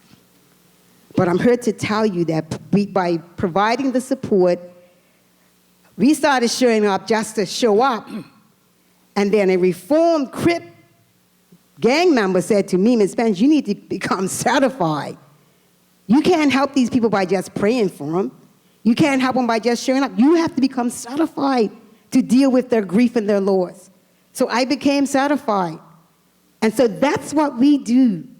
When that phone rings 2 o'clock in the morning, we get up out of our beds, leave our husbands and our families, and we go in that war zone. And we stay until the sun comes up. And we go to court with these families. And we stay with them through the funeral. And we stay when the court case comes up 2 years later. What are you doing? We are doing a lot. We make a lot of sacrifices every day. And you know it's worth it because we see these kids getting good grades. We have a young man who traveled last year to the best football camp ever. We see these young girls feeling worthy and of self-worth. So tonight, I only came to talk about what we are doing. Always room for improvement, always room to learn something new. But tonight, I challenge you, pick up the phone, call a number of organizations on this island that are doing stellar work. Offer your help, your gifts, your talents, and your abilities. Thank you. Ms. Spence, I want to thank you and all the others that are out there doing this job, difficult job. So we thank you for your commitment to this. Good evening, everyone. Good evening, panel. First of all, let me thank Sister Gina and Sister Nikki for their remarks tonight. I'm new to this, and I'm glad for this open forum. 2 years ago, my son was murdered by his son. Those of us who feels it, knows it. Okay, all of you around who might say you understand, but unless you go through it, it's not an easy thing to have to go through a murder or a stabbing where someone has been murdered or stabbed to death, and especially when it comes to us as mothers. After carrying these children for 9 months and then have someone to take their life, it really hurts. So what I am saying is that we do have places around, because when I was at the hospital after attending the scene of my son's murder, I was met by the Moms program, Moms of Bermuda, and I thank God for Moms of Bermuda because I would have been totally lost and devastated. I was devastated as it was to know that my grandson killed my son. And that really hurts. It hurts because it's two I'm lost. My grandson's up incarcerated, up in Westgate, and my son's in the grave. His daughter now has to be taken care of. So us that feels it, we really know what it is like to go through it. And what I am saying is that us as mothers, especially mothers, we know when our children are changing. We can't say that we can't see the change from them, because you can. We can see the changes that our children go through, the stages that they go through. And when they go through certain stages and you see that they're being destructive to themselves, why don't we get them some counseling? Don't wait till the police or government tells them that they're going into counseling. By then, it's too late. It's really too late. And what I'm saying is, as mothers and fathers, and not talking about absentee fathers, I've seen fathers that's been incarcerated still show love to their children from jail. So I don't want to hear about this absentee fathers, because when I came along, some of these like didn't have fathers, but guess what? Good, productive citizens of Bermuda. Good, productive citizens, okay? Why? Because we had a village. Today's village, I would not allow today's village raise my grandchildren. Why? All you keep on saying village, This village today is toxic. It's very toxic, so you better be very careful who you allow to help you with your children. And what I want to ask the question now is this: what is happening in the school system when it comes to young boys fighting over and over and over? I had to go see the bridge the other day, and I thank God for Pastor Bean, because he met me there. I have this individual that was suspended twice within the month of May for fighting, and the same two guys are fighting each other. Same two young boys between the ages of 15 and 16 fighting each other. What is set up? We need to have something set up in the school system, I think, for disciplinary action to be taken, or something has to be set up so that these children, because this is where it started in Cedar Bridge, and it's going to go from Cedar Bridge, because these little children used to go to Sunday school together. But they know, up Cedar Bridge, what they do, fighting each other. and we're just sweeping it on the carpet. No, it's got to be something. When I went up there, the thing the principal said is, well, you know, if the children don't want to talk, no, they're going to talk. They're going to talk because you got the parents involved. Don't be afraid to call the mother. If the mother don't want to answer, call the father. If not, what's going to happen? They're same two. A couple of years later, one of them's going to kill the other. So it needs to start, we need to educate them with this social violence and stuff that's happening in our school system. And I noticed it mostly at Cedar Bridge. You don't see other schools in the social media. Every time you pull up, it's Cedar Bridge children, Cedar Bridge children. Why is it that we can't reach these children? If they need mentors, if they need people up there to monitor lunch breaks and breaks, ask parents if they would like to come up and give a helping hand. But I'm telling you, if we don't break them now, parents, mothers, your heart's going to bleed. If you don't break them now, your heart's going to bleed later. Let me get others that haven't spoken before I get you again. Could I answer? Yes, please. Ms. Rayner, thank you for that. Technically, right now in the high schools and primary schools, we do restorative justice and also conferencing. So we use a lot of our time up the schools actually making sure that we can build that relationship with them. We also meet them at times when the parents are not around. So while you saw me with your family member, when you're not around, we build relationship to redirect them and to do what we got to do. As a matter of fact, they actually done was a survey that was actually done at Cedar Bridge, and the violence, to be honest with you, has dropped by 65%. So I'll see if I can get that to you so that you can actually see it. So we have seen a turnaround in Cedar Bridge alone with violence dropping, and also with the young man being more open and responsive to the advice that has been given to him. We have 15 minutes left. We want to let those that haven't spoken first, and then you can go after they've spoken. 2 minutes, man. Ma'am, you can come. Let me get through. I got to go. No, let the others speak first, man, Dr. Hughes. God. Lady, ma'am, can you come up? We're wasting my point, man. Yeah, no, let's. I'm only going to give me 2 minutes. We want to let those that haven't spoken. You keep on taking me from today? You could have come before. Come on, man. Come on, Hughes. Let's not. Yes, they do too. Go ahead. Hey, look, what you want me to go? You want me to leave? Sounds like it. No, look, I was here since I was around here. I would never invite you to lead. Never do that. But she wasn't here. I'm here. So right there, they've been sending right. Go ahead. Jesus, come on. Man. And you're the ones that said, come here and do it. And also you said you could speak more than once. Now you're going through another story. No, I said after. I can't deal with it. Others have spoken when they. Keep quiet. Keep quiet. Go ahead, you. We struck from here. Come on, we only got a couple minutes left, man. Well, I only wanted a minute, and it's important. Well, I would ask you, go ahead. Look, let me say it anyhow. This country is not run by no Bermuda government. It's run by the Crown, and this is a Crown colony. And people got to understand that this country is controlled from overseas. And here our people could be in the house until 12 o'clock at night. And when that bill goes to the house, goes up to the government house, they just tear it up, put it away to a basket if they don't think it's good for the Crown. You must understand that. We don't run this country. We don't run it.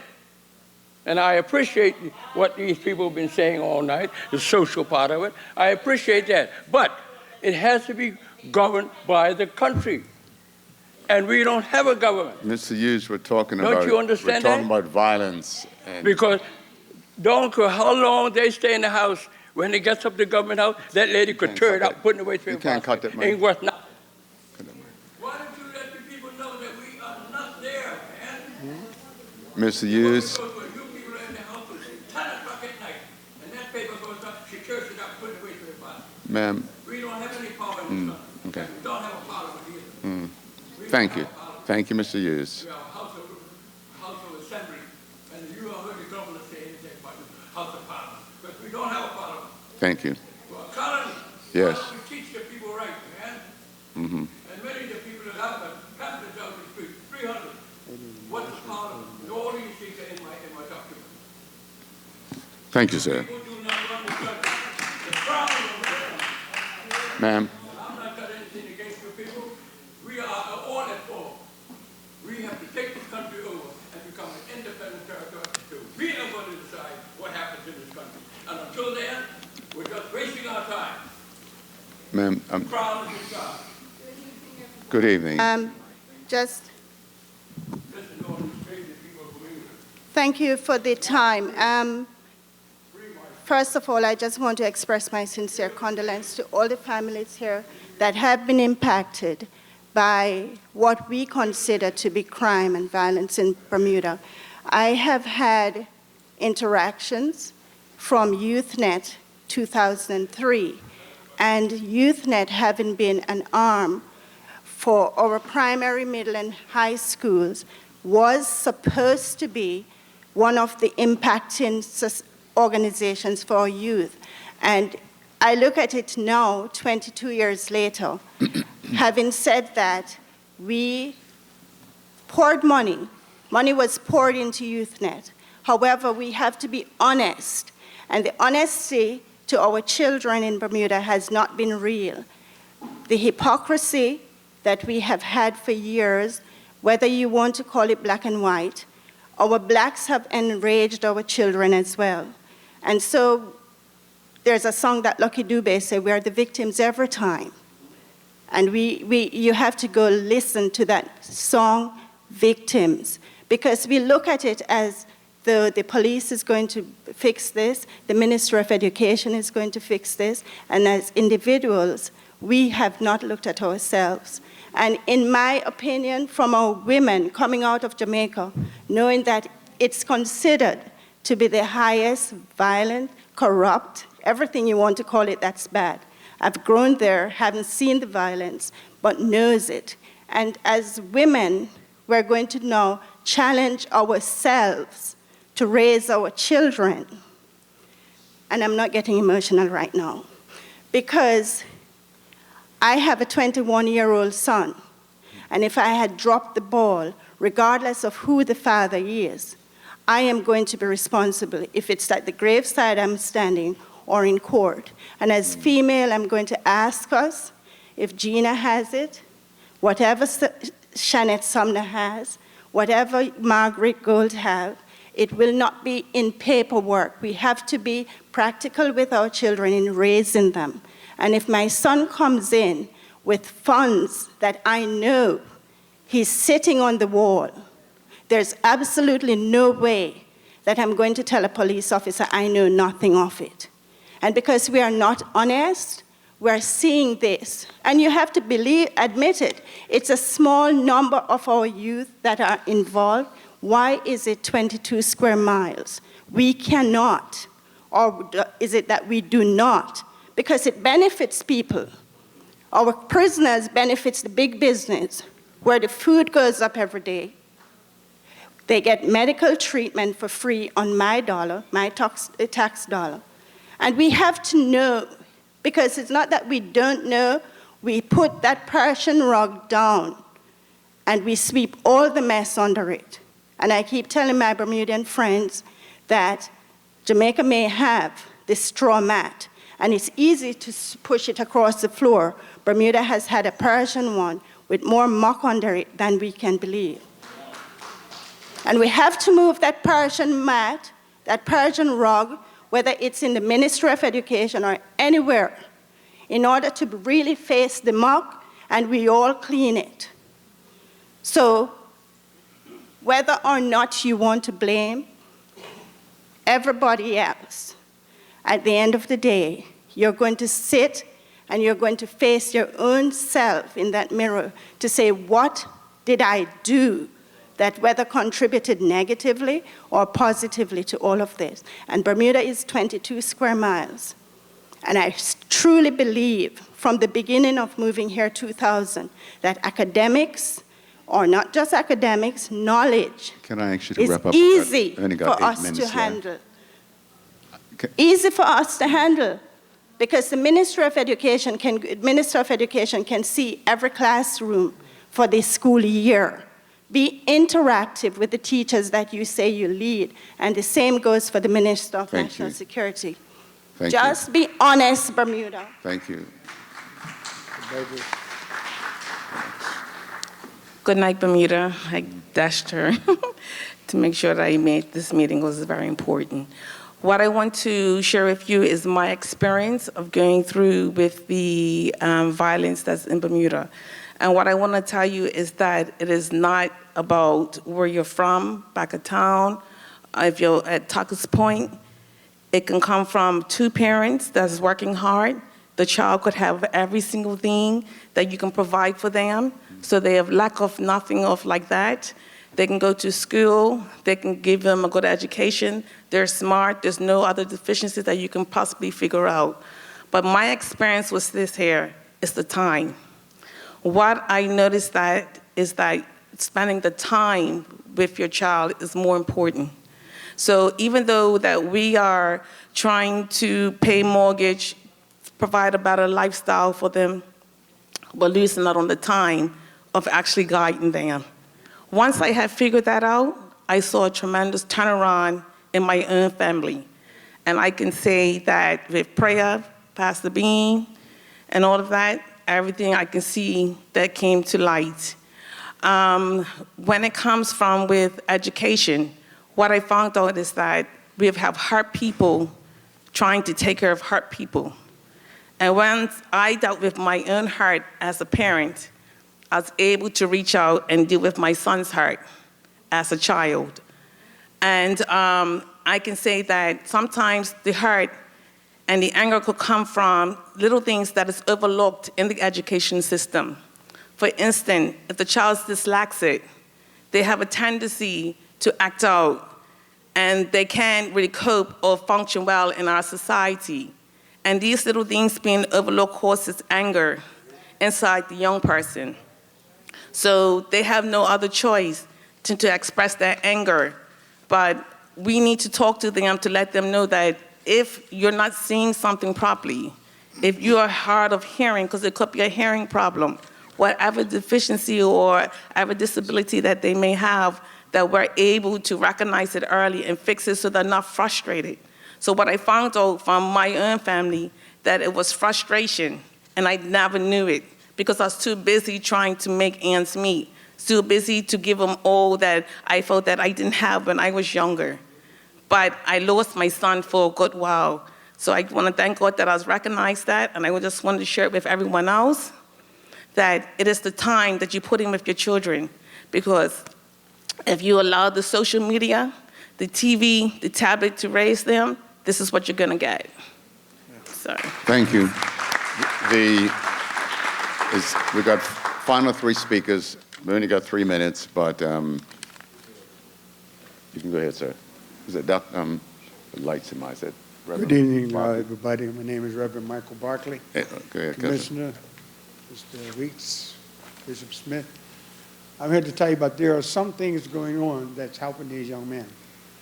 I used to work for John Barrett and Son, and I saw what was going on out in the street, so I asked my employer if I can have 6 weeks off without pay. And I went out and started a program with the young people, the young gangs. And I met with gangs from all over the island and talked with them and counseled them, trying to help them get jobs and straighten out. God showed me this, what I did, and I did it with God's help. And I was warned by my own family that I would get shot or killed. Nothing ever happened to me. No threats, no nothing. And I talked with gang members, the toughest gang members in Bermuda. Some of them are killed now. I remember a young man in Somerset, he was a prison officer, 23 years. He told me, Reverend Mike, they ain't gonna listen to you. His son was in the gangs. But when I went to Somerset at Cambridge Breaches, and I talked with his son and his nephew and a few other members, the next time he talked to his son, he said, hey, did Reverend Mike come talk to you? He said, yeah, he came talk to you, we were listening. So next time I saw that young man, he said, Reverend Mike, keep talking, they're listening. So there is listening. When God tells you to do something, get up and do it. I'm not gonna be a journer. I'm not gonna run and hide. I get up and did it. And I did it all over this island. Just recently, I spent 10 weeks in the hospital with a bleeding ulcer. I nearly died worrying about these gangs. But I came through, and God said, no, Mike, not yet. There's more for you to do. I came out of the hospital. Couldn't walk when I came out of the hospital. My grandson came to my house every week, every day, and taught me how to walk again. But I came out and walked. I'm back out in the street again. I got my bike. I'm going out in the street again, talking to the gangs. I went to all the churches that I could think of in the island and asked for their prayerful support. And all of them said yes. So I got the prayerful support of all the churches, all the denominations, because we are together in this island. We all are together. We never know where we come from. I performed a marriage a couple of months ago, a white man from Australia. His grandfather and my grandmother were brother and sister.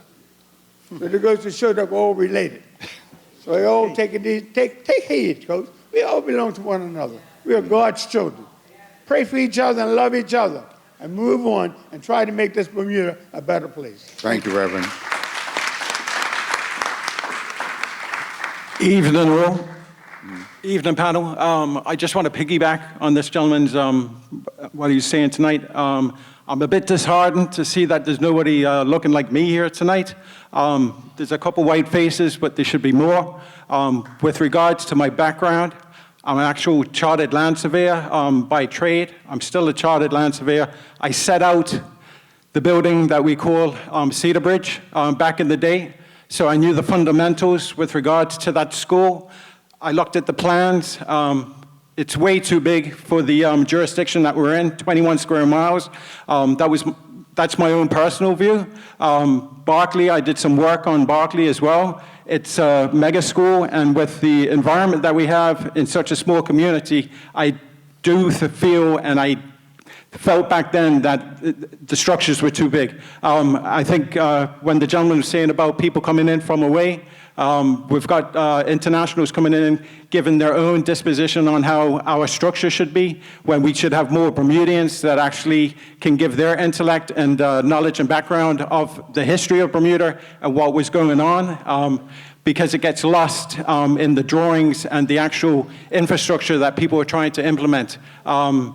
Did it for many years, and my son turns 12 today, and with regards to it, I'm not there celebrating it with him. I'm out here because I care for my community. I care for my fellow Bermudians, my sisters and brothers here. I know quite a few of you. Nikki, God bless you, because I was there. With regards to what you were going through, I feel that pain and that angst in people's faces and how they talk, and it's unfortunate, but we've got to do something better than the things aren't working. We know they're not working, and that's why people are getting emotional and they're upset. And I can feel that, and through my heart, if I can help out anyway, I'll be there for you. And I just want to say thank you, and I appreciate what you're doing. God bless. Thank you. Final speaker from the floor. Good evening. My thought goes out with Nikki, and what she's saying is so true. And that's what I come across in Bermuda. We have a lot of negative people. 65% of Bermudians is in a negative field. We have 35% of Bermudians that have done well with their children, and they moved on gracefully with the knowledge of their parents that has paid attention. But 65 of us has been brought up in the correct. And when it's like that, then what you're producing is, when you go out, you're looking for love, but you're looking for love between your legs, which produce kids, babies. And when these babies are born, they're born they're born innocent at the hospital. But when they come home, that's where the negative starts. And it's very, very painful. You heard the stories as they grow. And that's what I've been seeing around here. So with the negative, something has to be done with that there, because all our negative kids in the 65% that's doing wrong is stealing, killing, whatever they're doing, drugging or whatever, it leads to negative things. And they didn't ask for that, but was brought up in it. So, and when they go to court, what do the magistrate say to them? Magistrate, they know, police knows what the background, how the background was, but are they willing to help them? They're not. So what they do, they throw the key away on them. They've already been hurt. They've been born in a mess, born innocent, come home in a mess. And what does society do when they end up in court or can't make it in this world? Negative on top of negative. And this does a lot of damage to someone that's already broken. And instead the magistrate say, hey, you know what? I know you got a story to tell me. What's your story? You know, tell me what's happened in your life. Each of those negative persons has a story to tell, but nobody listens. And that's where the judge and everybody throws them aside and kick them to the curb. My heart goes out to all of them because I was brought up in the crack. We got 65% of black people in the crack in Bermuda. Now, another thing I learned is that we have no history of us going back to the root of us, 1,000 years, what has taken place that brought us where we are today and going through our children. We have no history book, no history teacher to tell us anything. All we know about that shipwreck, 1609, that's it. We need to straighten up our history, clean it up, our attitude that we have with our own togetherness. A lot of jealousy is in us, a lot of hatred, a lot of all kinds of ignorance is in us. And that's come from our leaders way back about thousands of years ago. And we need to have a history on that so we can break that cycle so that we can move across. If we don't break that cycle, if we're going to pass it on to the next generation after, from here on, you know, it just goes on and on. We need to break it. So we need to get that black history in Bermuda to clear it up how we operate with each other. And I see it with my own family. I see it with a lot of other family. And it's really, really crazy. That's all I got to say. Thank you, thank you. Let me get the panel to wrap up, if you've got anything to say to wrap up. Thank you.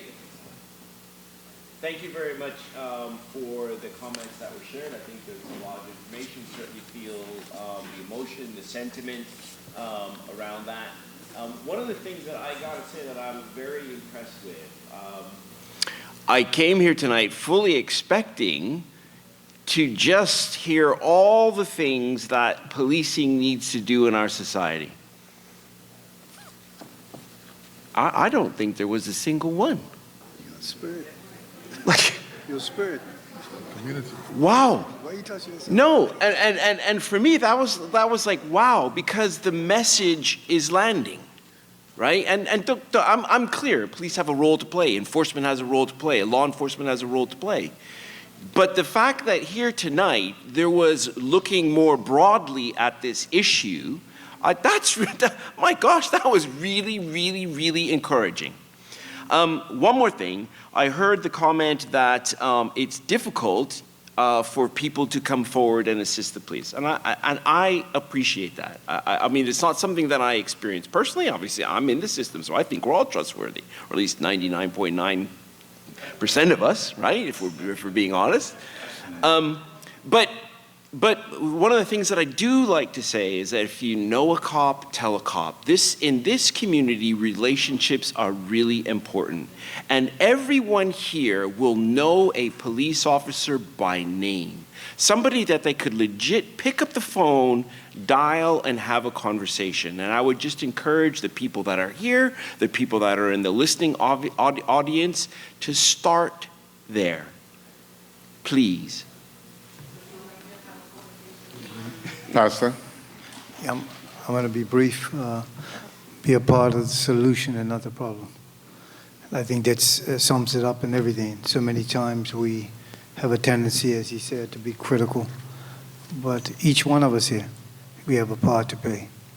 And so I thank you all for coming out. I thank you for many of you that do awesome work. And I don't want to go in and name everybody because it's already been named, half of them. But I thank you, and I'm very honored just to be in partnership with you. Thank you. Minister Weeks. Yes, as we close, I want to thank everyone for coming. I thank everyone for their input. Thank everyone for their input. And I had somebody in the audience taking notes so that we could include some of your comments and your ideas and your advice in our national plan. So that's our way of saying that everyone is a part of this struggle, you know. And I tell people that I look at the job I've been given like a spectrum going from 1 to 10. We've had some people talk about 8, 9, and 10, like Ms. Sumner did, those people that are in prison. That's on the back end of the spectrum. We know where it ends up if we don't do right, or if we fight against what society feels to be normal. So we have the other part of the spectrum for us to do what we are designed to do. And whichever way that you fall, whatever number you may be on the spectrum, you choose it. You choose it and do it. But, you know, first of all, like Ms. Farbert Fox said, look in the mirror and start there. And we will continue to have our town hall meetings. We're going to go all over the island, have our town hall meetings. And very soon, in September, we're going to roll out our national strategic plan so that we all could be a part. Thanks again for coming, and we'll talk soon. Thank you all, and travel safe.